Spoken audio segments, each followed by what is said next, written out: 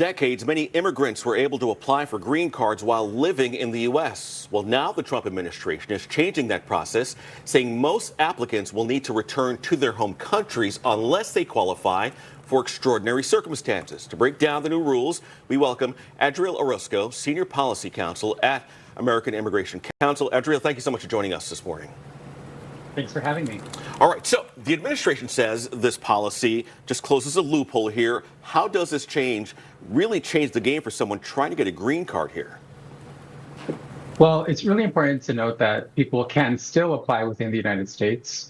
This is a process that has existed since 1952, and Congress created this separate process for someone to be able to pursue a green card or what is called adjustment of status within the United States. What's happening with this memo is that USCIS is, trying to shift and change its interpretation of the law to say that individuals who may have entered with a visa and are trying to get a green card within the United States will, on an individual basis, have to potentially leave the United States. So some of the public social media statements from USCIS actually make this seem like a broader impact, but the memo itself is very clear that this should be imposed on a case-by-case basis for folks who are applying within the United States to get those green cards. Okay, so just to break down what you said here, folks that are in the United States, on a 90-day visa?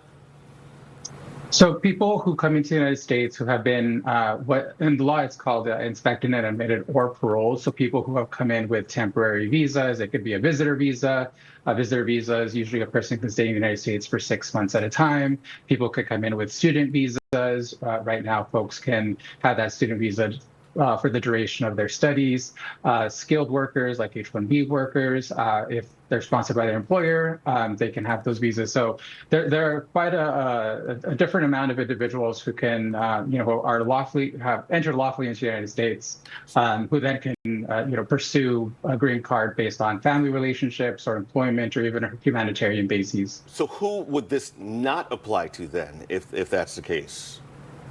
It would be people who can't apply for adjustment of status or who can't apply for a green card within the United States. So those are folks who maybe entered without permission at the border, who by our current law are already required to have to leave the United States and come back into the United States through a consular process. So this is not most people then, it may appear that you're saying that the administration is making it seem like it's broader, but this is specifically targeted to a certain group of people.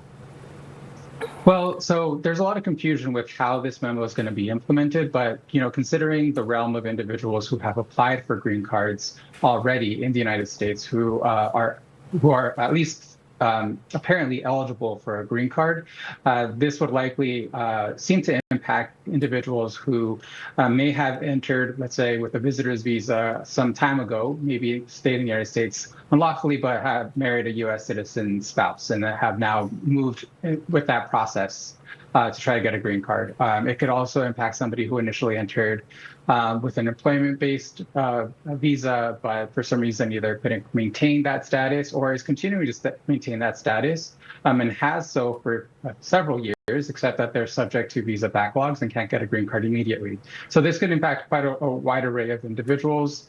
It obviously doesn't necessarily impact all undocumented individuals in the United States, but there are about 1.2 million green card applications that have been filed within the United States that have been pending with USCIS since September of last year. So that's generally the gamut of applications for green cards that are currently pending within the United States. All right, we have just a few seconds left here. The administration says there will be exceptions for, quote, extraordinary circumstances or, quote, economic benefit.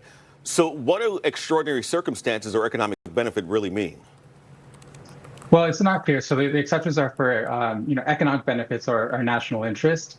And it's not really clear how that's going to be imposed, if it's going to be categorical. Does that mean it's going to be, certain forms, certain visas, certain categories? So we're still waiting to see. We have heard that, individuals in some adjustment of status cases have been questioned already about their choice of having to go forward with a green card application within the United States and not outside of the United States. So we are seeing that is being implemented, but it's still too early to tell how broadly this is going to be applied and who might be accepted from it.